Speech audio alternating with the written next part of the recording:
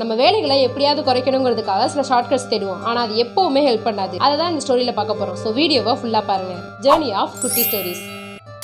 ஒரு வியாபாரி கடற்கரையில உப்பு வாங்குறதுக்காக அவர் கழுதையை கூட்டிட்டு போறாரு. இப்பெல்லாம் ஒரு மூட்டையை கட்டி அந்த கழுதை முதுகுல வச்சு திருப்பி வர சமயத்துல நடுவுல ஒரு ஓடை போகுது. ஓடையை கிராஸ் பண்றப்போ தவறுதலா கழுதையோட கால் தவறி ஓடைக்குள்ளேயே கழுதையும் அது மேல வச்சிருந்த உப்பு மூட்டையும் விழுந்துருது. இப்ப அதுலயே பாதி உப்பு கரைஞ்சதுனால உப்பு மூட்டையோட வெயிட் இன்னும் கம்மியாகுது. புரிஞ்சுக்கிட்ட அந்த கழுதை இப்ப அந்த உப்பு மூட்டையை எடுத்துட்டு அதோட இடத்துக்கு போகுது. மறுநாள் இதே மாதிரி உப்பு மூட்டையை சுமந்துட்டு வரப்போ தெரிஞ்சே அந்த ஓடைக்குள்ள விழுகுது. இப்போ அந்த மூட்டையோட எடை குறைஞ்ச உடனே மறுபடியும் அந்த இடத்துக்கு போகுது. இதை தொடர்ந்து பண்ணிட்டு இருக்கப்போ அந்த வியாபாரி இதை கண்டுபிடிச்சிடுறாங்க. இந்த சமயத்துல எப்பவும் போல உப்பு முட்டையை வாங்காம இப்ப மாறுதலா ஒரு பஞ்சு முட்டையை வாங்குறாரு. இது தெரியாத அந்த கழுதை எப்பவும் போல அந்த ஓடையில தடுக்கி விழுகுது. ஆனா இந்த வட்டம் பஞ்சு மூட்டை இருக்கிறதுனால அந்த தண்ணியை ஃபுல்லாவே பஞ்சு உறிஞ்சிருது. இப்ப அந்த மூட்டையை தூக்கி கழுதையோட முதுகுல வைக்கிறப்போ உப்பு மூட்டையோட எடையை விட இது ரொம்ப அதிகமா இருக்கு. ரொம்ப கஷ்டப்பட்டு அதோட இடத்துக்கு போகுது. இப்ப அந்த கழுதையோட தவறு அதுக்கு புரிஞ்சதுனால ஒரு குறுக்கு வழியுமே இல்லாம அந்த ஓடையை நல்லபடியா கடந்து வருது. இதே மாதிரி நம்ம வேலையை குறைக்கிறதுக்காக சில வழிகள் தேடுவோம். ஆனா அது எப்பவுமே உதவும்னு சொல்ல முடியாது. உங்களுக்கு பிடிச்சிருந்துச்சுன்னா லைக் பண்ணுங்க, ஷேர் பண்ணுங்க. இதே மாதிரி யூஸ்ஃபுல்லான ஸ்டோரிஸ் பார்க்கறதுக்கு நம்ம பேஜை ஃபாலோ பண்ணுங்க.